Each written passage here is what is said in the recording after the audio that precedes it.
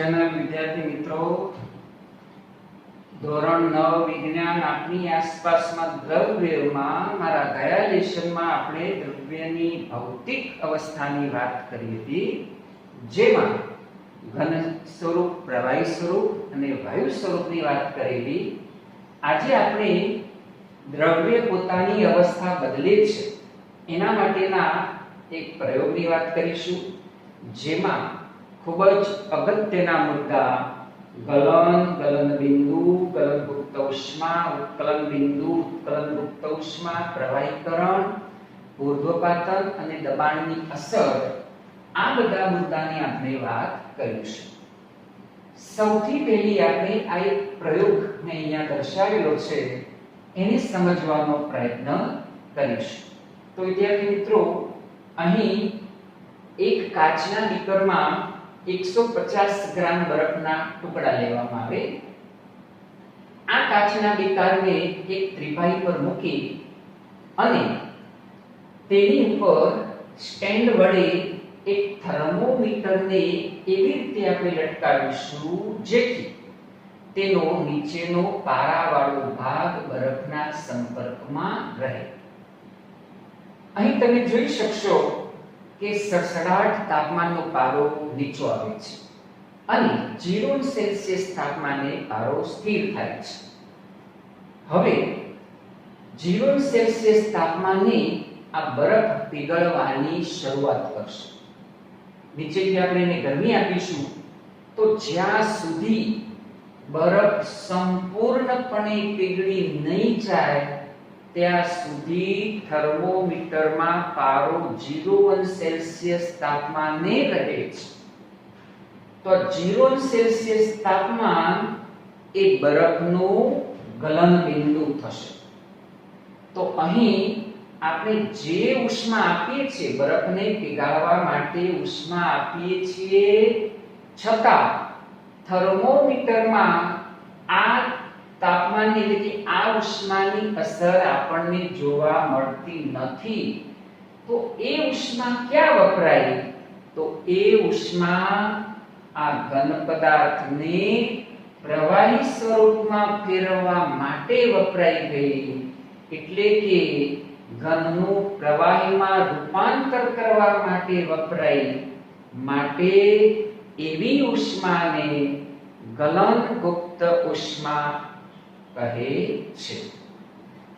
હવે આપણે એને ગરમી આપવાનું ચાલુ રાખીશું તો તાપમાનનો પારો થર્મોમીટરમાં સતત ઊંચે જશે અને 100 સેલ્સિયસ તાપમાન થશે એટલે આ પાણીની બાષ્પ બનવાની શરૂઆત થશે. હવે ગરમી આપવાનું ચાલુ છે. જ્યાં સુધી એ પાણીનું સંપૂર્ણપણે બાષ્પમાં રૂપાંતર નહીં થાય ત્યાં સુધી થર્મોમીટરમાં પારો 100 સેલ્સિયસ થી ઉપર જશે નહીં. તો અહીં પાણીનું ઉત્કલન બિંદુ 100 સેલ્સિયસ થશે. હવે આપણે ઉષ્મા આપવાનું તો નીચેથી ચાલુ છે. થર્મોમીટરમાં પારો 100 સેલ્સિયસ તાપમાનથી ઊંચે જતો નથી. તો અહીં જે ઉષ્મા આપીએ છીએ એ ઉષ્મા ક્યાં વપરાય? તો પ્રવાહીનું બાષ્પમાં રૂપાંતર કરવા માટે વપરાય. એટલે કે પાણીને બાષ્પમાં રૂપાંતર કરવા માટે વપરાય છે. માટે તેને ઉત્કલનગુપ્ત ઉષ્મા તરીકે ઓળખવામાં આવે છે. તો વિદ્યાર્થી મિત્રો, આ પ્રવૃત્તિ દ્વારા જે આપણે શબ્દો જોયા, ગલન, ગલન બિંદુ, ગલનગુપ્ત ઉષ્મા, ઉત્કલન બિંદુ અને ઉત્કલનગુપ્ત ઉષ્મા, તો એની વ્યાખ્યાઓ કરવાનો આપણે પ્રયત્ન કરીશું. સૌથી પહેલું થશે ગલન. ગલનને આપણે અંગ્રેજીમાં ફ્યુઝન તરીકે ઓળખીશું. ગલન એટલે શું? ઘન પદાર્થને ઉષ્મા આપવાથી તેના પ્રવાહી સ્વરૂપમાં થતા રૂપાંતરણની પ્રક્રિયાને ગલન કહે છે. અહીં આપણે બરફને ઉષ્મા આપી નીચેથી તો એનું રૂપાંતર પ્રવાહીમાં થાય છે, એ ગલનની પ્રક્રિયા થશે. તો ગલન એટલે ઘન પદાર્થને ઉષ્મા આપવાથી તેના પ્રવાહી સ્વરૂપમાં થતા રૂપાંતરણની પ્રક્રિયાને ગલન કહે છે. તો અહીંયા વ્યાખ્યા લખી દઈશ. ઘન પદાર્થને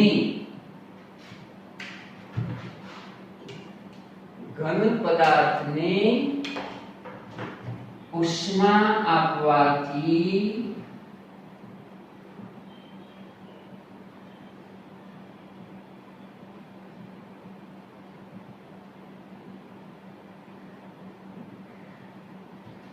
તેના પ્રવાહી સ્વરૂપમાં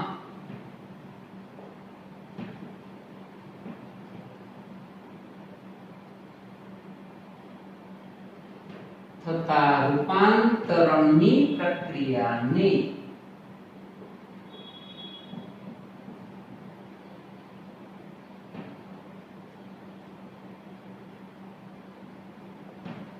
ગલન કહે છે. તો અહીં વિદ્યાર્થી મિત્રો તમે ગલન એટલે કે ફ્યુઝન વિશે સમજી ગયા છો. હવે વાત કરીશું ગલન બિંદુ. તો અહીં આ પ્રયોગ દ્વારા આપણે ગલન બિંદુની વ્યાખ્યા આ રીતે કરીશું.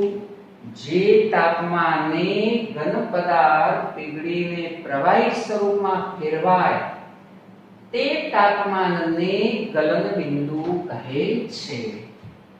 જે તાપમાને ઘન પદાર્થ પીગળીને પ્રવાહી સ્વરૂપમાં ફેરવાય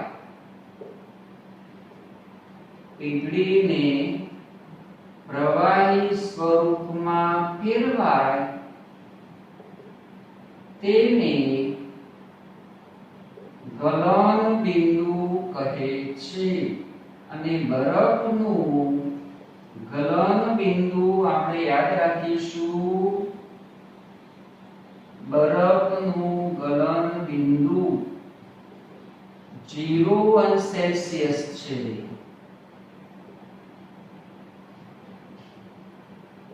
વિદ્યાર્થી મિત્રો, તાપમાનનો આંતરરાષ્ટ્રીય એકમ કેલ્વિન છે. તો સેલ્સિયસ ને કેલ્વિન માં ફેરવવા માટેનું એક સૂત્ર યાદ રાખો. Tk બરાબર Tc પ્લસ 273. પાછળ 0.16 પણ છે, પરંતુ પૂર્ણાંકમાં 273 લેવાશે. તો અહીં બરફના ગલન બિંદુને જો કેલ્વિન માં ફેરવવામાં આવે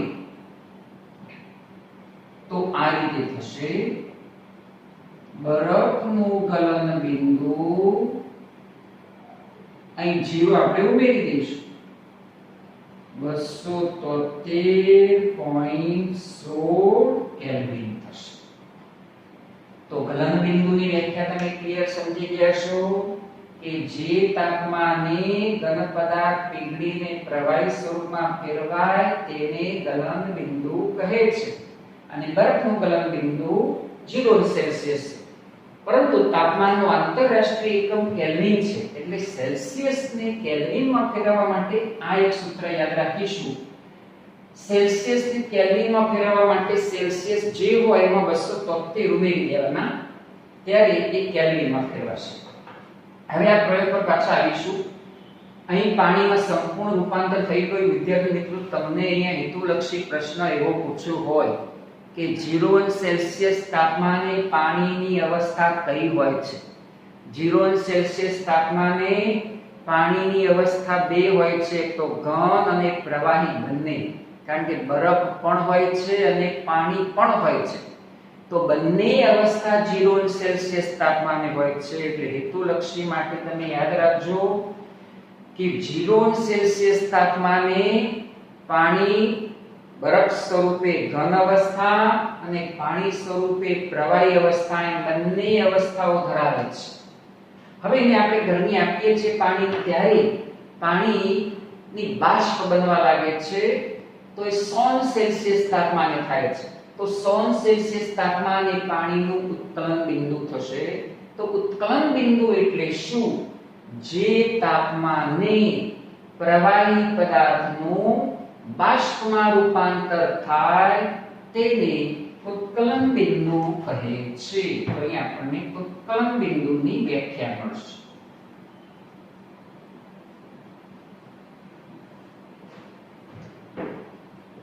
જે તાપમાને પ્રવાહી પદાર્થનું બાષ્પમાં રૂપાંતર થાય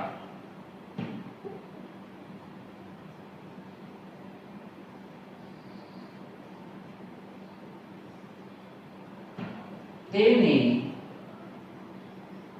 ઉત્કલન બિંદુ કહે છે.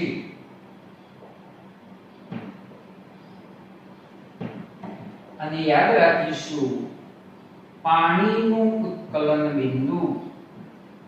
હવે વિદ્યાર્થી મિત્રો કેલ્વિનમાં ફેરવવાનું તમને ખ્યાલ આવી જ ગયો. તો પાણીનું ઉત્કલન બિંદુ સેલ્સિયસમાં આપણે 100 સેલ્સિયસ લઈશું અને કેલ્વિનમાં આમાં કેટલા ઉમેરી દઈશું? 273 પૂર્ણાંક ભાગ આપણે લઈશું. તો પાણીનું ઉત્કલન બિંદુ 373 કેલ્વિન છે. હવે વિદ્યાર્થી મિત્રો પ્રશ્ન આપણને એ થાય કે અહીં ઘન પદાર્થને ગરમ કરવાથી પ્રવાહી સ્વરૂપમાં શા માટે ફેરવાય છે? તો ઘન પદાર્થને ગરમ કરવાથી તેના કણોની ગતિજ ઊર્જા વધે છે. તેના કણો ગતિ ઊર્જા ધરાવે છે.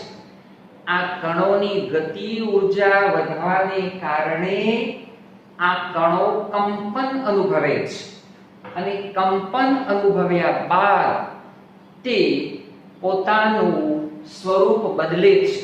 એટલે કે આ ઘન સ્વરૂપના કણો પ્રવાહી સ્વરૂપમાં ફેરવાય છે. ફરી એકવાર આપણે જોઈ લઈએ કે ભાઈ કોઈ પણ પદાર્થને ગરમ કરવાથી તે પ્રવાહી સ્વરૂપમાં અને પ્રવાહી સ્વરૂપને પછી વધુ ઉષ્મા આપવાથી તે બાષ્પ સ્વરૂપમાં શા માટે ફેરવાય છે? તો ઘન પદાર્થને ગરમ કરવાથી તેના કણોમાં રહેલી ગતિજ ઊર્જા વધે છે. આ ગતિ ઊર્જા વધવાને કારણે આ કણો કંપન અનુભવે છે અને આકર્ષણ બળ, કણોની વચ્ચે આકર્ષણ બળ હશે. આગળ આપણે આગળના લેસનમાં જોઈ ગયા કે ઘન સ્વરૂપમાં તેના કણો વચ્ચે ખૂબ જ ઓછી જગ્યા હોય છે, ગીચ હોય છે. કેમ? તો તેમની વચ્ચે આકર્ષણ બળ ઊંચું હોય છે ને એ આકર્ષણ બળને આંતર આણ્વીય આકર્ષણ બળ કહે છે. હવે ઘન પદાર્થને આપણે ગરમ કરીશું ત્યારે આ આંતર આણ્વીય આકર્ષણ બળ ઘટે છે, ગતિજ ઊર્જા વધે છે. તેથી આ કણો કંપન અનુભવે છે અને આકર્ષણ બળની ઉપરવટ જઈને પોતાનું સ્થાન છોડે છે. તેથી ઘન સ્વરૂપમાંથી તે પ્રવાહી સ્વરૂપમાં ફેરવાય છે. વિદ્યાર્થી મિત્રો, માની લો કે આપણે કોઈ જગ્યાએ ભેગા થયા છે અને ક્યાંક આગ લાગી છે તો આપણે ક્યાંક સુરક્ષિત સ્થાને જતું રહેવું પડશે. આ બદલાયું તો આપણે જ્યારે ગતિજ ઊર્જા મેળવીએ છીએ ત્યારે આપણે કોઈ સ્થાને જઈએ છીએ એટલે પોતાનું સ્થાન બદલ્યું. આમ ઘન પદાર્થના કણો પણ આકર્ષણ બળની ઉપરવટ જઈને પોતાનું સ્થાન છોડે છે. તેથી તે પ્રવાહી સ્વરૂપ ધારણ કરે છે અને પ્રવાહી સ્વરૂપમાંથી વાયુ સ્વરૂપમાં આવવા માટે પણ આ જ મુદ્દો થશે કે પ્રવાહી સ્વરૂપના કણો વચ્ચે ઘન સ્વરૂપની સરખામણીમાં આકર્ષણ બળ ઓછું હશે. હવે એને ઉષ્મા મળે એટલે એ કણો પણ ગતિજ ઊર્જા મેળવશે, તેથી કંપન અનુભવશે. તેથી આકર્ષણ બળની ઉપરવટ જઈને તે વાયુ સ્વરૂપમાં ફેરવાશે. તો આમ ઘન પદાર્થને ગરમ કરવાથી તે બાષ્પમાં શા માટે ફેરવાય છે એનું કારણ તમે સમજી શકશો. તો એ વિદ્યાર્થી મિત્રો આપણે 3 વ્યાખ્યાની વાત કરી. હવે આપણે વાત કરવાની થશે ગલનગુપ્ત ઉષ્મા અને ઉત્કલનગુપ્ત ઉષ્મા. તો એ બે વ્યાખ્યાઓની આપણે વાત કરીશું. તો હું આ વ્યાખ્યાઓને હવે ઇરેઝ કરી દઉં છું. તો આ આકૃતિને આપણે ઇરેઝ કરીશું. ગલનગુપ્ત ઉષ્મા શું છે પછી એની આપણે વ્યાખ્યા કરીશું. પહેલા સમજી લઈશું અને પછી એની વ્યાખ્યા કરીશું.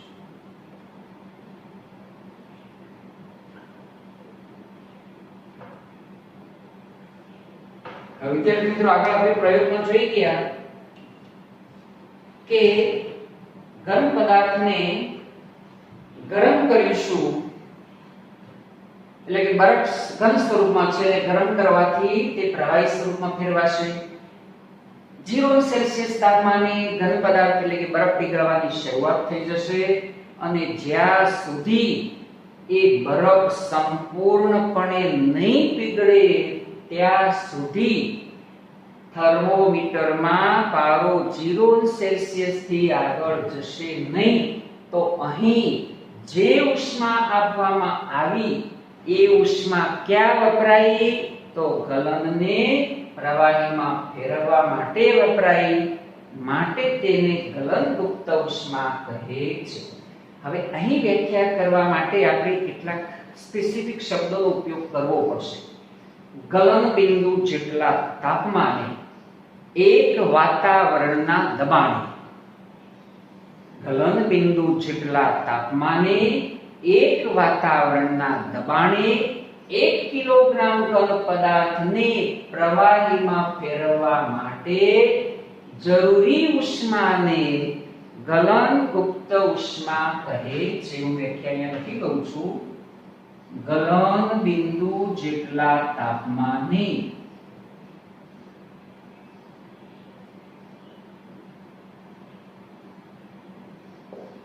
એક વાતાવરણના દબાણે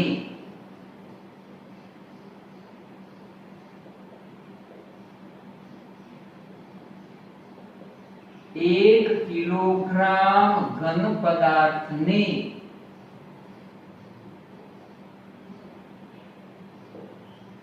પ્રવાહીમાં ફેરવવા માટે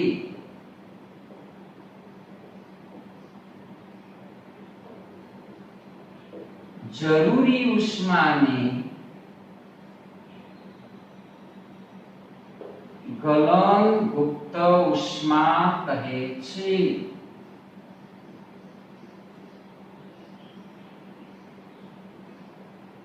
અને બરફની ગલનગુપ્ત ઉષ્માનો આંકડો આપણે યાદ રાખીશું 3.35 ગુણ્યા 10⁵ કિલો જૂલ પ્રતિ ગ્રામ. બરફની ગલનગુપ્ત ઉષ્મા 3.35 ગુણ્યા 10⁵ જૂલ પ્રતિ કિલોગ્રામ. એ આંકડો આપણે હેતુલક્ષી માટે યાદ રાખીશું. બરફની ગલનગુપ્ત ઉષ્મા 3.35 ગુણ્યા 10⁵ જૂલ પ્રતિ કિલોગ્રામ છે. હવે વિદ્યાર્થી મિત્રો આપણે ઉત્કલનગુપ્ત ઉષ્માની વ્યાખ્યા કરી દઈશું. ઉત્કલનગુપ્ત ઉષ્મા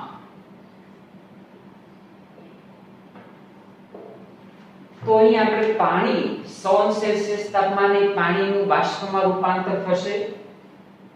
જ્યાં સુધી સંપૂર્ણ પાણીનું બાષ્પમાં રૂપાંતર નહીં થાય ત્યાં સુધી થર્મોમીટરમાં પારો 100 સેલ્સિયસ થી ઉપર જશે નહીં.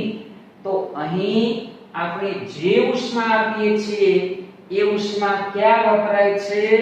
તો પ્રવાહીનું બાષ્પમાં રૂપાંતર કરવા માટે વપરાય છે. માટે તેને ઉત્કલનગુપ્ત ઉષ્મા કહે છે. તો એની વ્યાખ્યા આપણે આ રીતે કરીશું. અહીં જે ગલન બિંદુ શબ્દ વાપર્યો એની જગ્યાએ ઉત્કલન બિંદુ જેટલા તાપમાને 1 વાતાવરણના દબાણે 1 કિલોગ્રામ પ્રવાહીને બાષ્પમાં રૂપાંતર કરવા માટે જરૂરી ઉષ્માને ઉત્કલન પુક્ત ઉષ્મા કહે છે. તો અહીં આપણે ઉત્કલન પુક્ત ઉષ્માની વ્યાખ્યા લખી દઈશું.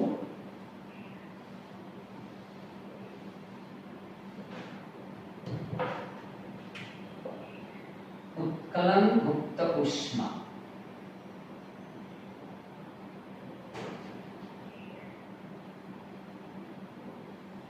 ઉત્કલન બિંદુ જેટલા તાપમાને ઉત્કલન બિંદુ જેટલા તાપમાને 1 વાતાવરણના દબાણે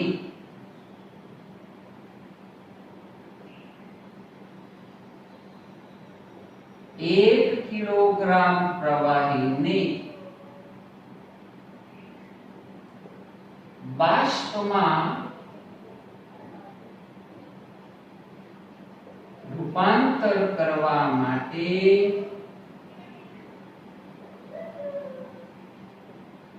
જરૂરી ઉષ્માને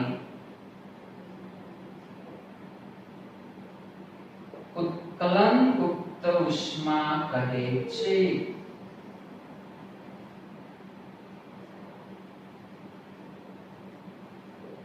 તો વિદ્યાર્થી મિત્રો, આજે આપણે ગલન બિંદુ, ગલન ગુપ્ત ઉષ્મા, ઉત્કલન બિંદુ અને ઉત્કલન ગુપ્ત ઉષ્માની આપણે વાત કરી. અહીં એના રૂપાંતરનો એક ચાર્ટ આપણે જોઈ લઈએ.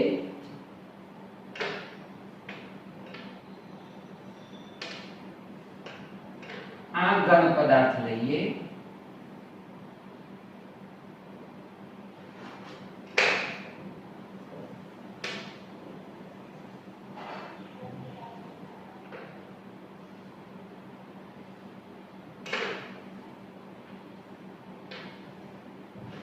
આ પ્રવાહી લઈએ અને આ વાયુ.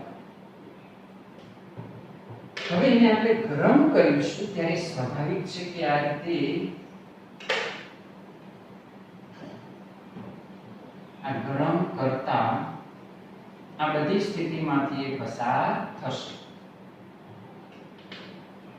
ગરમ કરીશું એટલે ઘનમાંથી પ્રવાહી, પ્રવાહીમાંથી વાયુ.